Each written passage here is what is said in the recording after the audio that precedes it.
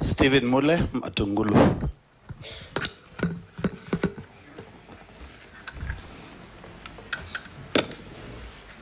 Honorable members, we'll now proceed.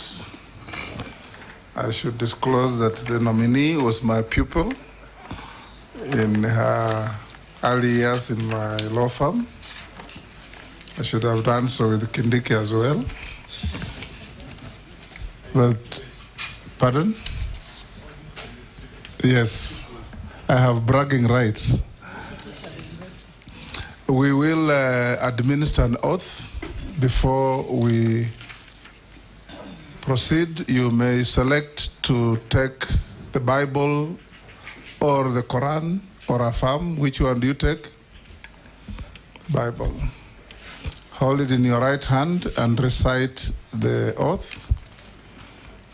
I, Rosalinda Soipan-Tuya, do hereby swear that the evidence I shall give before this committee on the matter under its consideration shall be the truth, the whole truth, and nothing but the truth. So help me God. Thank you.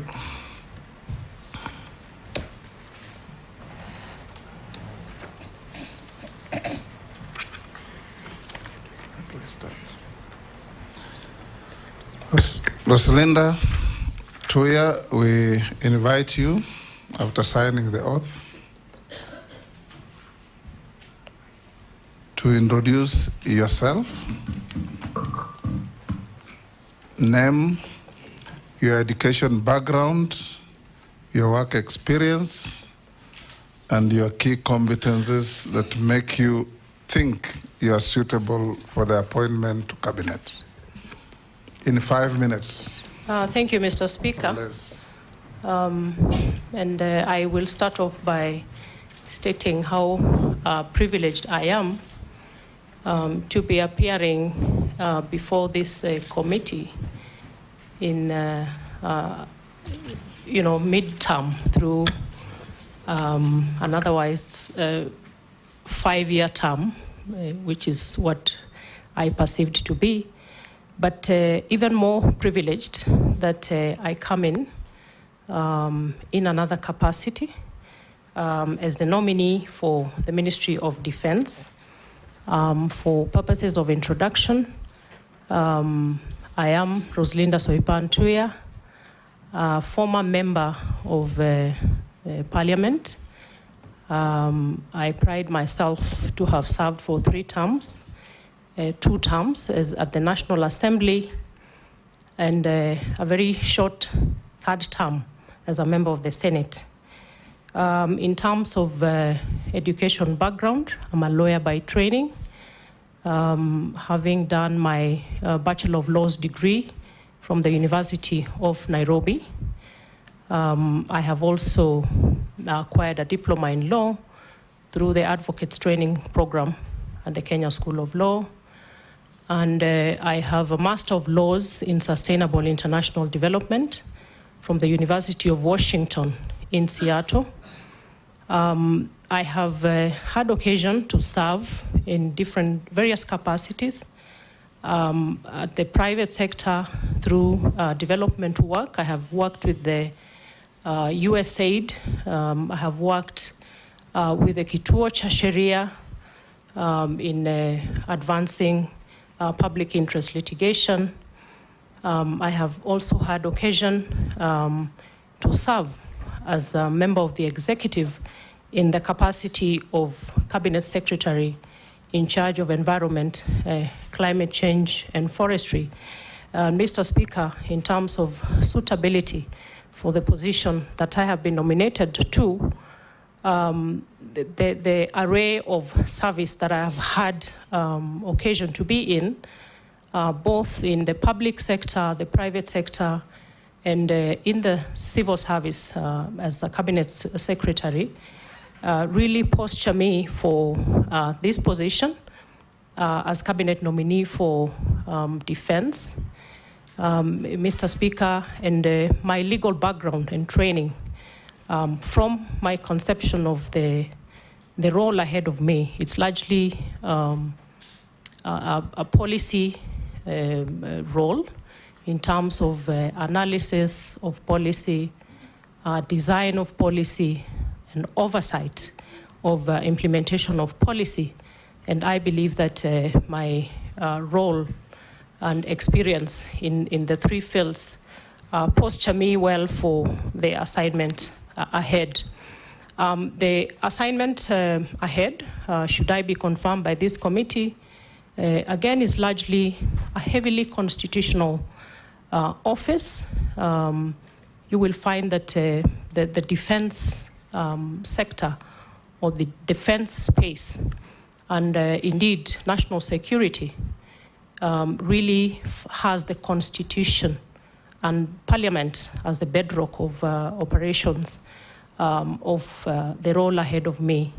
So in appreciating and thanking His Excellency the President, William Ruto, for nominating me for this position, I believe that I have the requisite experience and training for the job. Thank you. Thank you. We'll ask the Deputy Speaker to have the first shot at questioning you.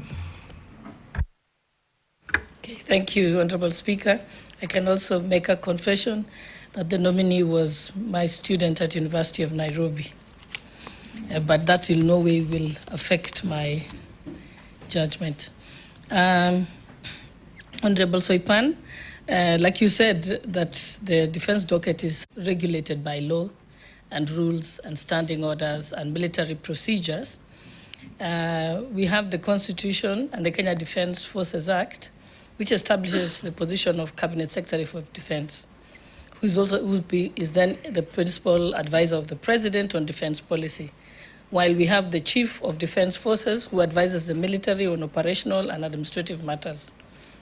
So despite these two distinct roles, there's a potential that there can be an overlap. How do you intend to manage that relationship? Because that is probably the most difficult thing in the position. Thank you. Soipan, and we expect concise and precise answers. Thank you, Mr. Speaker. In terms of my role as CS for Defense, upon confirmation by this committee, I understand my role as being that of principal advisor to the President on matters of policy, also a heavy advisory role to Parliament on matters policy formulation, assessment of the capabilities of the Kenya Defence Forces, and any attendant action to ensure maximization of our capability. Mr. Speaker, I am aware of the distinction between, I have no military background, and the Ministry of Defense has both a uniformed unit and a civilian unit. My role upon confirmation again will be chair of the Defense Council, the composition of which is consists of the Chief of the Defense Forces, the CDF, and the service commanders. I am a team player by design and by practice. I am also very consultative in my leadership philosophy, and this is a skill set that I will have to employ heavily in terms of the need to understand the operational and administrative role of the uniformed side of the ministry for complementarity, but also to give me a competitive edge in terms of bringing my expertise from the civilian aspect, borrowing and learning from the uniformed aspect, so that my advisory role on policy is going to be rich and sufficient to advise the Commander-in-Chief, as well as my interaction with Parliament. So I am confident that I will bring a team spirit to the ministry, and particularly at the level of the Defense Council, which is where I will be interacting with the service commanders. Thank you. Majority Leader. Thank you, Honorable Speaker. CS nominee, being one among the lucky 10 or so who were reappointed after the dismissal, what would you tell us would be at least one of your key achievements as Minister for Environment and Climate Change before the dismissal? And also Kenya having hosted the African Climate Change Summit last year and being one of the principal proponents of carbon markets trading. And that responsibility was in your trading agreements for carbon credits. What would you say were your major achievements in that space in terms of trading carbon credits to be able to generate resources for our country? Thank you, Mr. Speaker. My role as Cabinet Secretary, Ministry of Environment, Climate Change and Forestry was one of them, beside being the overall leadership on policy matters in the ministry. The environment and climate change sector is one that is cross-cutting across many sectors, but also at the various two levels of government, both national and county governments. I pride myself in successfully coordinating the various players in the environment and climate change sector, to the extent that Honorable Majority Leader, the success of the Africa Climate Summit, for example, was really a global event that brought the world to Nairobi and required a lot of heavy coordination. My other key priority as a CS Ministry of Environment was our ecosystem restoration program, the 15 billion tree growing program, which again, I believe I attained a significant amount of success in rallying the country to appreciate, right from individual Kenyan levels to ministries, departments and agencies and the various levels of players to come together and rally around ecosystem restoration as a critical component of our climate action. The Africa Climate Summit was a success by all design, in that Kenya did a heavy lifting of a job in spotlighting the potential for Africa to become a very critical solution provider for the climate action, the globe over, and dispelling the prevailing portraying of Africa as a victim, as the underdog in terms of the area of climate action, and posturing Africa, Kenya, as part of a critical solution provider. In the issue of carbon markets, Honorable Speaker, again, it's a mark of success for me. Kenya is touted as the top leader in carbon trading in the region of Africa. But in terms of the transparency of it, how much it impacts the lives of everyday Kenyans, and how much of that profiling of Kenya as top in the carbon markets contributes to the GDP of the country was really not there. And what I did immediately I came into the ministry was focus on formulating a legal framework through amendment of the Climate Change Act to bring transparency, accountability, and bring out the issue of benefit sharing for communities around the carbon markets. And it is instructive to note that carbon trading is a very nascent space over the globe now as a form of innovative climate financing.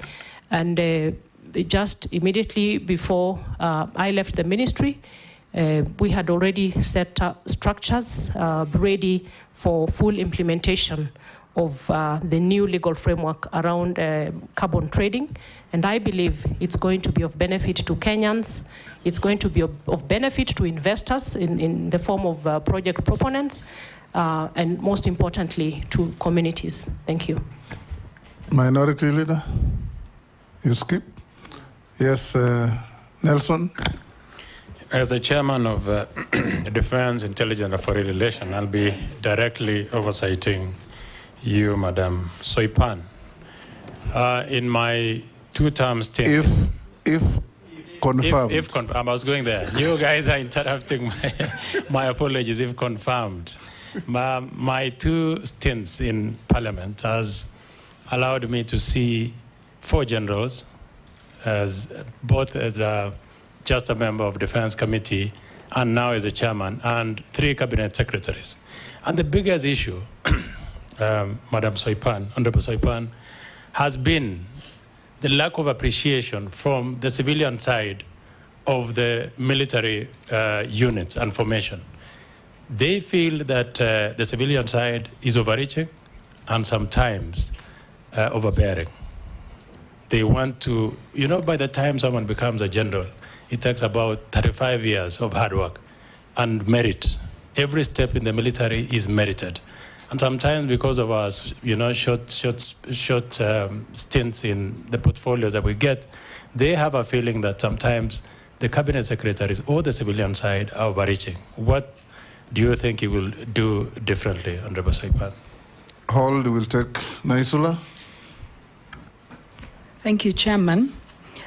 Honorable Soipan, in your previous docket at the Ministry of Environment, you are at the forefront and very instrumental in the national tree growing campaigns.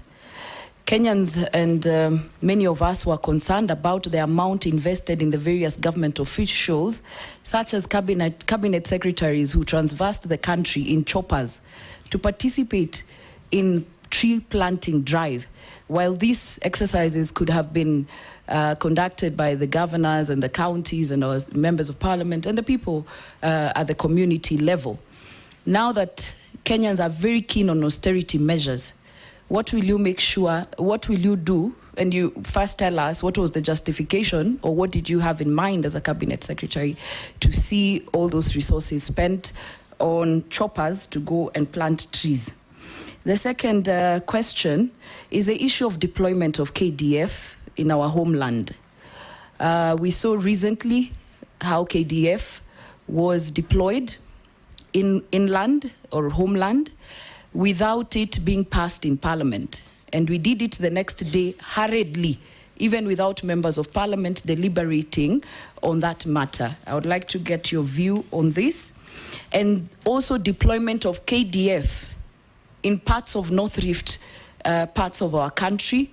And the true feeling on the ground is that they do not respond fast when they are needed. They say they have to wait for orders. And the questions the civilians and the communities are asking, then why are you there in the first place if you cannot be the first respondents when something happens, when the bandits attack, and you have to wait for orders from somewhere else? And Chairman, the last question is that there are projects which were done by KDF in the last administration. Some are complete, but payment has not been done. Will the payment, do you think there should be continuity in government projects while others are incomplete, but 2 years down the line, they have not been embarked on? Do you think continuity should be there? Because there should be value for money.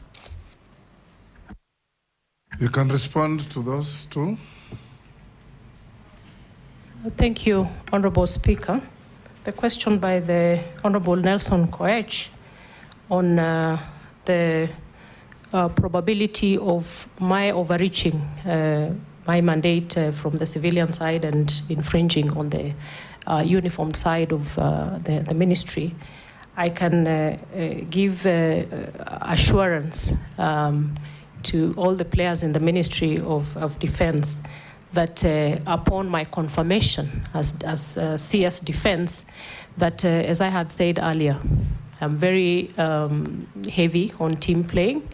I'm also a fast learner, Honorable Koech, and I'll have a lot of learning to do in terms of the military operations, the administration. And in order for me to effectively exercise my overall oversight, the overall policy direction and advisory, I will need to critically understand those operations without infringing or interfering with those very distinct roles of the uniformed units of the ministry. That I can give assurance. I'm also very, very consultative in my leadership style. Honorable Naisola, the issue of tree growing and choppers by cabinet secretaries. My main role as CS for environment in the tree growing activity was really coordinatory. And you will appreciate, Honorable Naisola, that the nature of the ecosystem restoration program is that it has to have everybody on board, from individual Kenyans, private sector, and all government agencies. So it cannot be the preserve of even the Ministry of Environment, and that is why we were very heavy on the whole of government and whole of society approach to the tree growing program. In the coordinatory role of when I was CS Environment, we did not make any provision for transport or logistics arrangements for cabinet secretaries when they were exercising their, when they were doing their ministerial activities around tree growing. So any cabinet secretary who traveled by chopper, by road, really it was outside of my mandate and scope. And therefore, I cannot speak to that. The only thing I can say is that during the second national tree growing program, and having noted a number of concerns raised by Kenyans around the heavy presence of helicopters and heavy spending around tree growing, again, we addressed that at cabinet level and making sure that the exercise was, again, very grassroots centered. The coordination by the Kenya Forest Service and other entities at the community or the grassroots level, or at the forestation levels. And therefore, in terms of resources, I had no mandate to resource anybody to go out and plant trees. Actually, my role was only coordinatory. In terms of the second question, Honorable Lesuda, on deployment of KDF, Mr. Speaker, it is very important for Kenyans to understand the core mandate of the KDF, and one of which is the defense and protection of the territorial integrity of the country, as well as the country's sovereignty. The other two key functions of KDF revolve around internal deployment, and it comes in two forms. This is a constitutional mandate of KDF. On one facet, and this is should be Article 241(3)(b) of the Constitution, where KDF can come in to assist and cooperate with other agencies in instances of emergency and disaster. An example of which is the deployment of KDF to assist during the flooding situation, where we lost a lot of lives in Mai Mahiu. In that instance, deployment happens, and then a report is made to Parliament. And it is also important to note that under that particular deployment of assisting and cooperating with other agencies, the KDF is not the front line. The front line is these other agencies, and it is the case with the northern Kenya deployment. So these other agencies are the front line, and KDF comes in to assist and cooperate. The other very important facet of deployment is Article 241(3)(c). And Mr. Speaker, this is the aspect of deployment which cannot happen without the authority of Parliament. And this is the deployment of the KDF forces to keep peace in instances of instability in the country. And that cannot happen without the express approval of Parliament. And in that instance, the KDF take the front line in terms of operations. Allow me, Mr. Speaker, to speak to the deployment that happened during the recent unrest.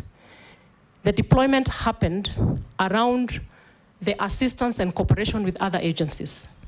So it is not the 241-3C where KDF takes the front line. And what happened is that the CS then did the deployment via gazette notice for KDF to assist the National Police Service. And the following day came before Parliament to seek authority for 241-3C. But the 241-3C was never effected. The only effect was done on 241-3B on assistance. And the reason why, in my thinking, that the deployment under 241-3C never happened is because upon the court case, which I believe is still live, and I will not speak to the merits or demerits of the case, is that the court then mandated the government to expand on the scope, the nature, and the duration of the deployment, and that was done through a subsequent gazette notice, which then gave a broader definition of the deployment across the country, and until the unrest situation is addressed. Thank you. Sorry, Mr. Speaker, there's one more question, but allow me also to say that all the operations of KDF, and indeed under the principles of national security is subject to the Constitution. National security is subject to the authority of Parliament. And I will, upon confirmation, be very keen to focus on the need to strictly adhere to the constitutional provisions with regard to deployment. Honorable Lesuda, with regard to the slow nature of movement by KDF, of course, I have not had occasion to listen and hear out that part of the complaint, but I would imagine it is because they are not the front line. The front line is the National Police Service. In terms of projects by KDF that are incomplete, the value for money issue, I can only say that I will defer, a comprehensive response to this question. And also given that one of my mandates as CS upon confirmation is to assess and oversee the implementation of projects to ensure efficiency and proper utilization of funds, and with the close working relationship with the line committee of Parliament, these are issues that I should be able to address upon confirmation. Thank you. Posing. Thank you, Honorable Speaker. To begin with, Honorable Speaker, and to the nominee, is an information that if you are confirmed, Honorable Soipan, if the committee sees it fit and Parliament. Posting, hold on. Soipan, the clerk wants your documents so that they can be able to check against what you send to us as we go on with the questions. If you can provide that, thank you. Go on, Posing. I thank you, Honorable Speaker. To the nominee, Honorable Soipan, I was saying, one is this North Rift conflict, which of course KDF were brought in accordance with the law. And of course you might remember, or in the discussion, West Pokot was the epicenter of all these issues for completely wrong reason. However, I wanted to remind you, if you are confirmed, that there are some few things which are going on. And I hope when you come in that you don't forget, so I want to give it for your list. There are projects which were to be done. And absence of war, Honorable Soipan, through Honorable Speaker, is not necessarily peace. So maybe people in North Rift are waiting for those government interventions, right? And if they don't, I don't know what they're going to say. So there are two places which the government had not or have not completed deploying KDF. One is a place called Sokoto, and another one is called Kamele. This is epicenter of conflict in North Rift. I want you to note. 3 is opening of schools in all those areas. Can you imagine, as I talk to you, Honorable Speaker, that there's a division called Second Division in North Rift, which has more than 6 schools where students don't go. You know, because nobody can go there because of insecurity. One of our agreement with the leadership at that particular time that those schools were open and be done by KDF. That spans all the way from Tiati, West Pokot, and something like that. So, Honorable Speaker, through you, I want the Honorable Nominee to know that should she be approved by Parliament to take over. The question there, therefore, is, Honorable Soipan, this recruitment of KDF has been bringing a lot of problems in the public at that local level in terms of corruption.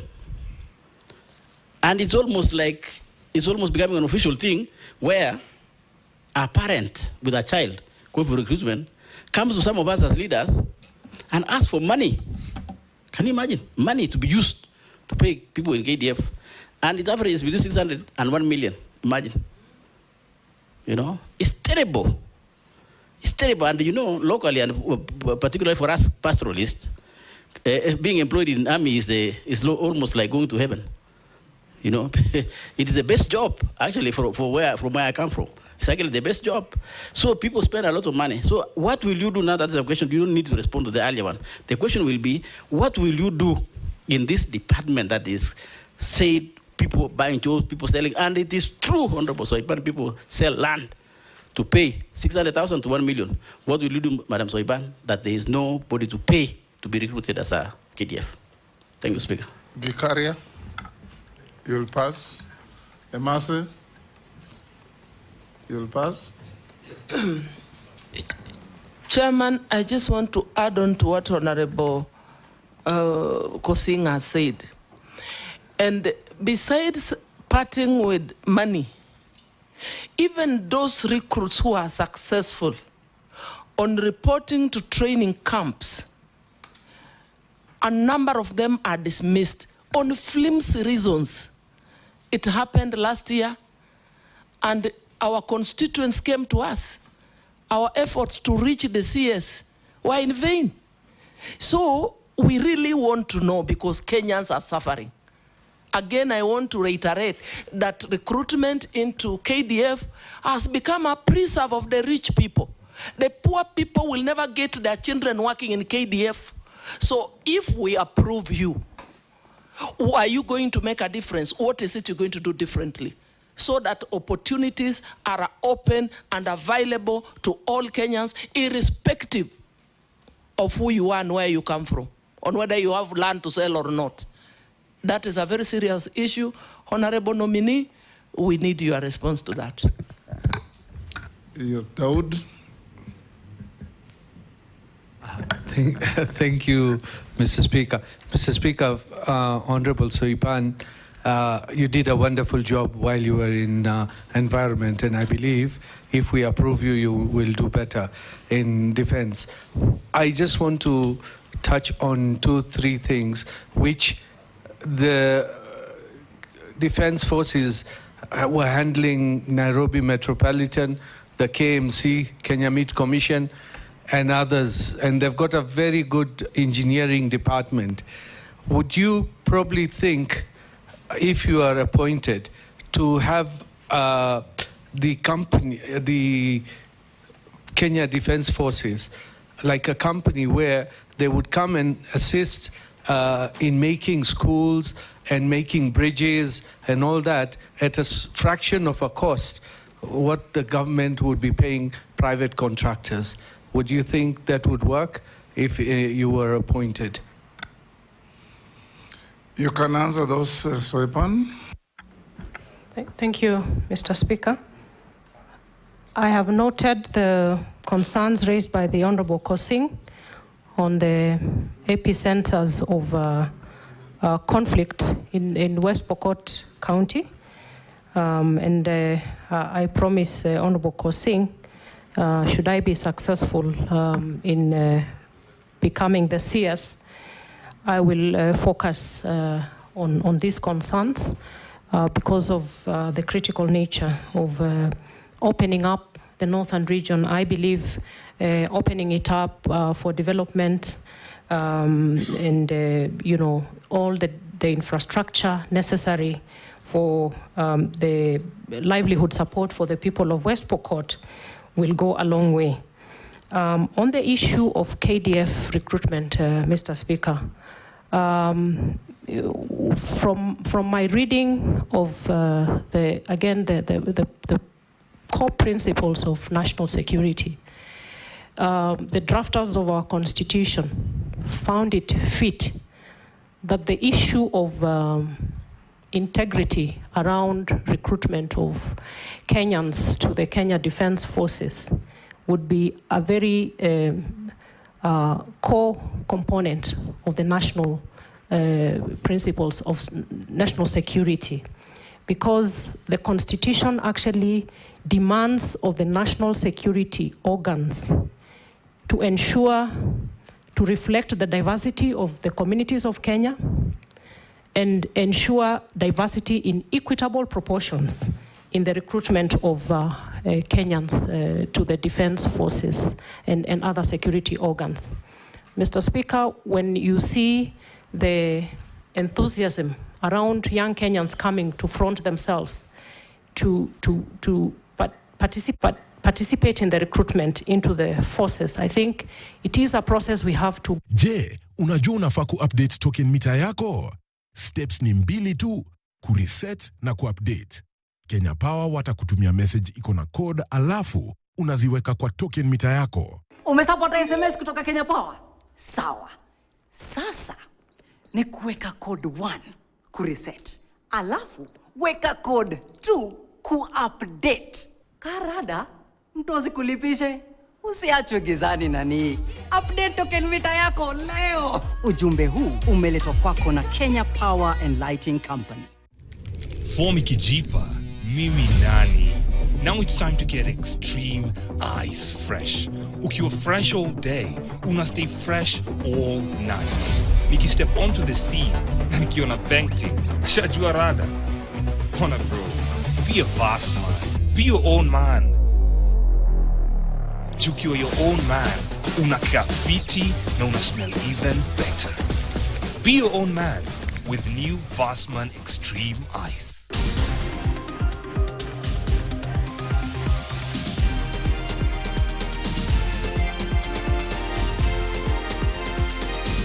KTN News.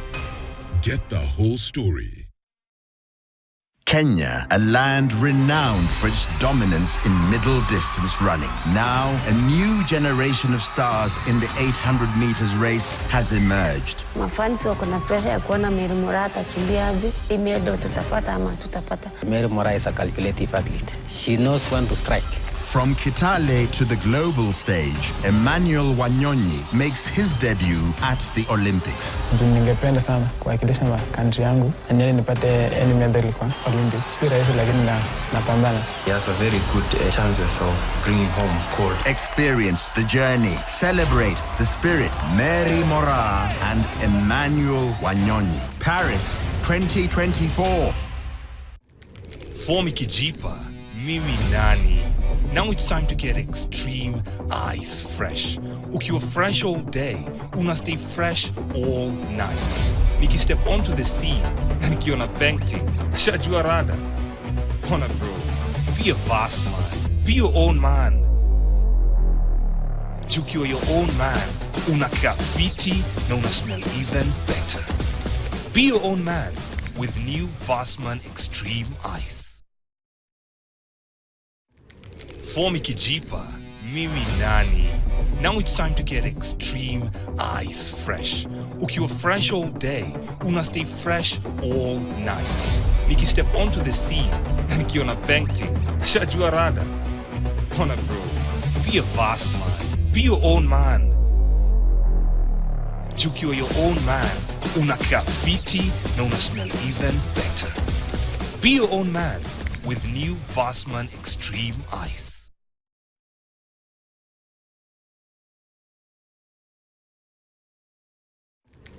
Fomi kijipa, mimi nani.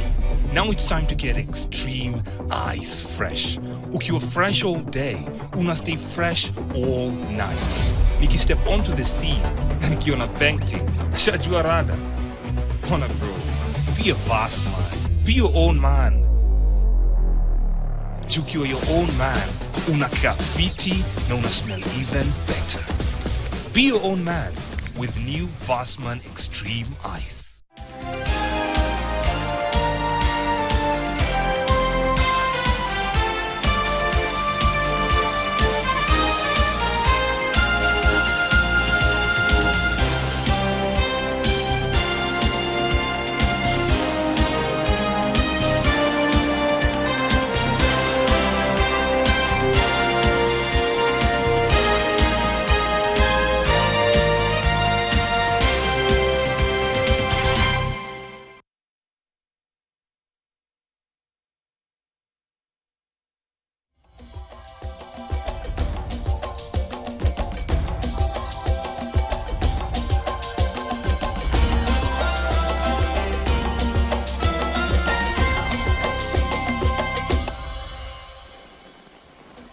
Naam, barabara kabisa. Ni siku ya kwanza kabisa ya mwezi Agosti mwaka 2024, ikiwa pia ndio siku ya kwanza ya mawaziri wateule kufika katika kamati ya uteuzi ya bunge la kitaifa ili kuweza kupigwa msasa na kuweza kuhojiwa kufahamika iwapo wana ufaafu wa kufanya kazi na kuhudumu katika wizara mbalimbali ambazo wameteuliwa kwazo kufanya kazi. Je, kati ya zile ambao wamefika wameyasema yapi? Tunazo habari hizo katika taarifa zetu za KTN leo, lakini kwanza tupate vidokezo.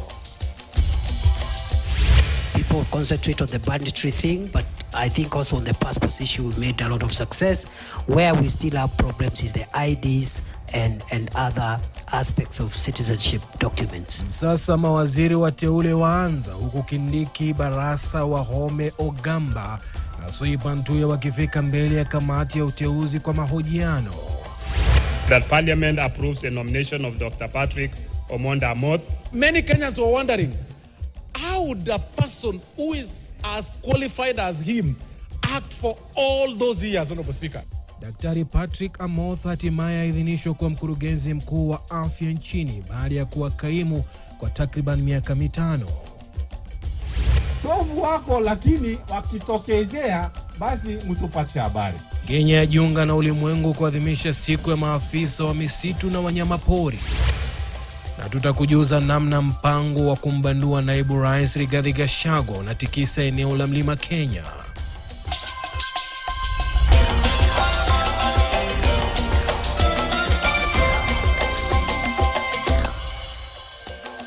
Shukran jazila kwa kuchagua taarifa hizi za KTN leo usiku huu Alhamis. Karibu. Jina langu ni Suleiman Yeri na mwenzangu Ishara nimeresha Uwiti. Nataka tuanze katika majengo ya County Hall ambapo kwa sasa hivi waziri mteule wa ulinzi Roslyn Soipantuya anaendelea kuhojiwa na kamati ya uteuzi ya bunge la kitaifa. Hebu tusikilize yale majibu ambayo anaendelea kuyatoa katika vikao hivyo.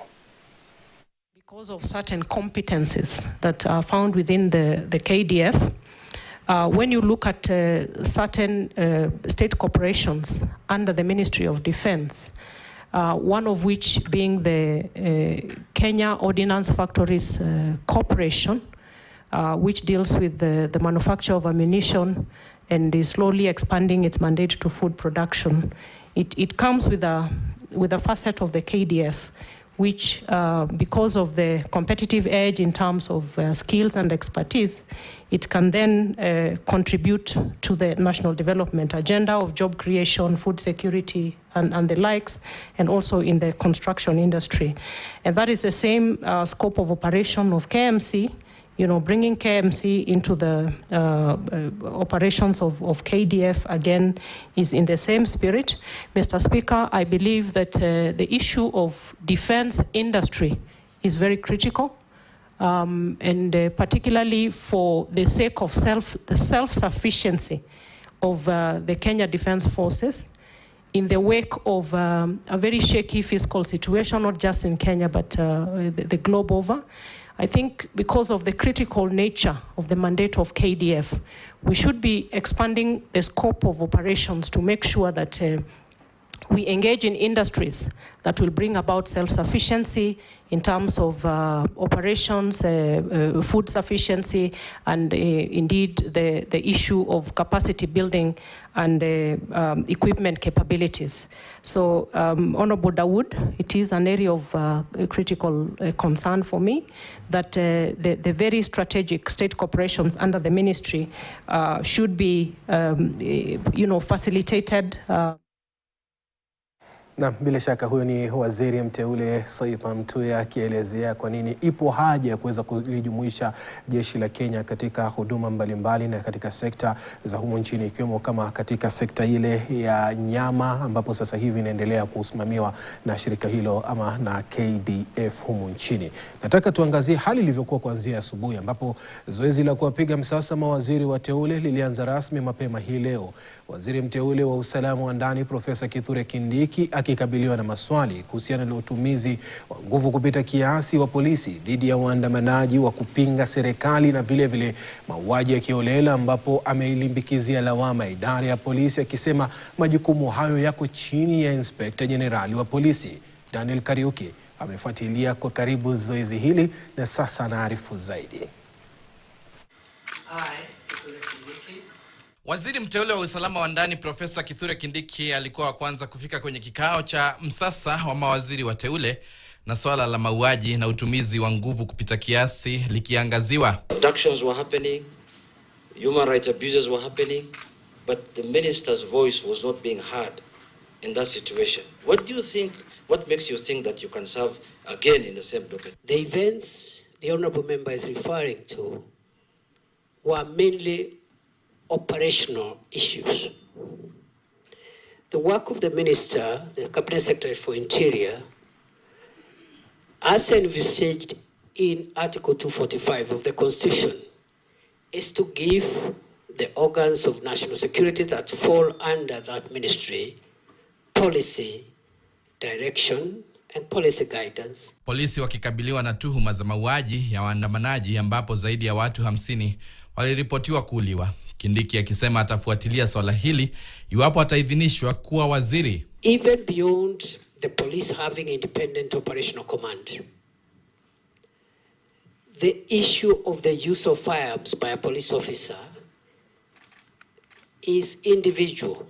Kindiki pia alikabiliwa na swala la mauaji ya kiholela ikiwemo Shakahola na Kware hapa jijini Nairobi. Kindiki akielezea kulikuwa na hitilafu ya ujasusi.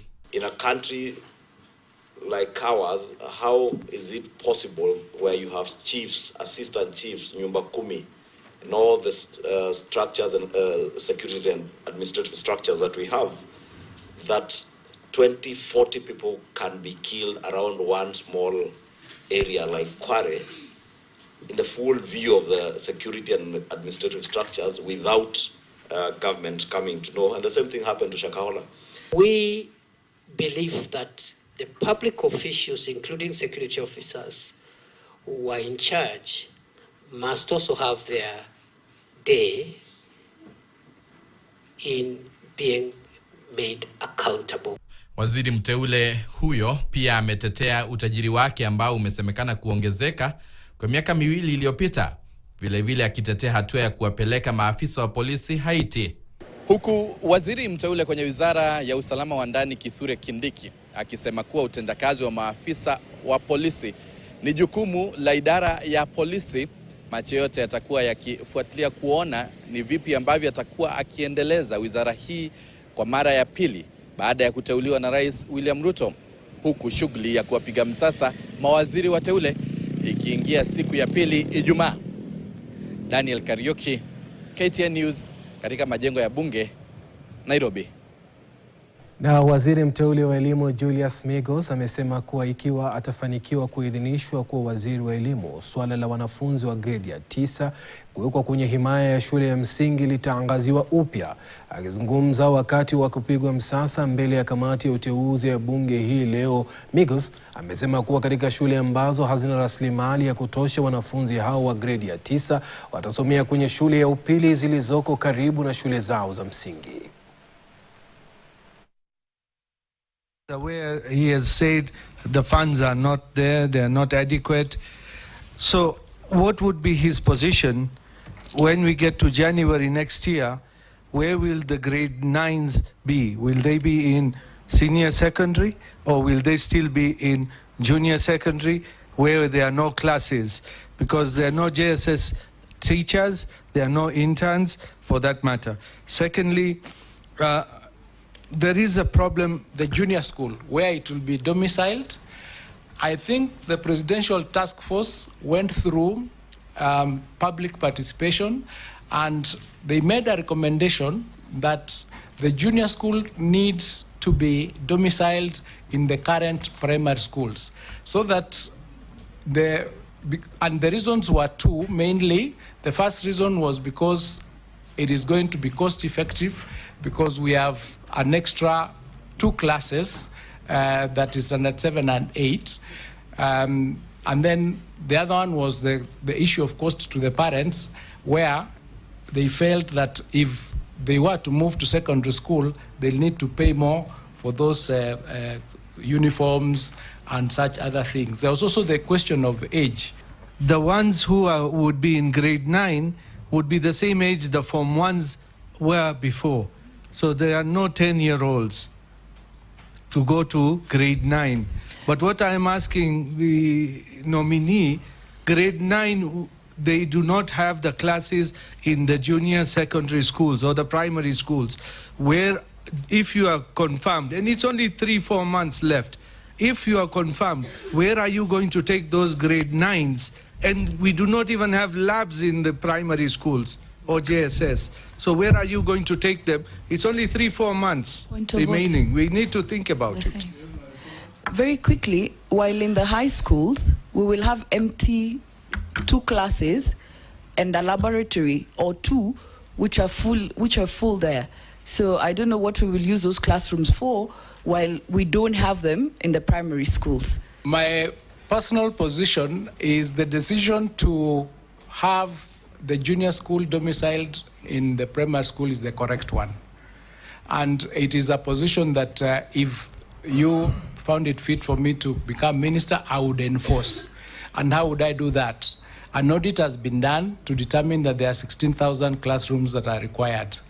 So far, 3,500 are under construction, and they're likely to be ready in the next 2 or 3 months. The other 7,500, I understand, are supposed to start in October, and they'll take 3 months. The shortage that will be there then comes to 5,000. This 5,000, then we have to do a systematic check to find out whether the adjacent schools where there will be no Form 1s, the children can go and study in those particular classrooms. Na kamati ya pamoja ya afya ya bunge la taifa na bunge la seneti imeidhinisha uteuzi wa Dr. Patrick Amoth kuwa mkurugenzi mkuu wa masuala ya afya. Mwenyekiti wa kamati hiyo Robert Pukose, ambaye alikuwa anawasilisha ripoti, amesema Amoth amedhibitisha ufaafu wake wa kuhudumu kwenye wadhifa huo. Amoth amekuwa kaimu mkurugenzi wa afya tangu Januari mwaka 2020 baada ya kuchukua nafasi hiyo kutoka kwa Dr. John Masasabi. Kwa sasa anahudumu kwenye bodi ya shirika la afya duniani WHO kama naibu rais, akiwakilisha bara la Afrika.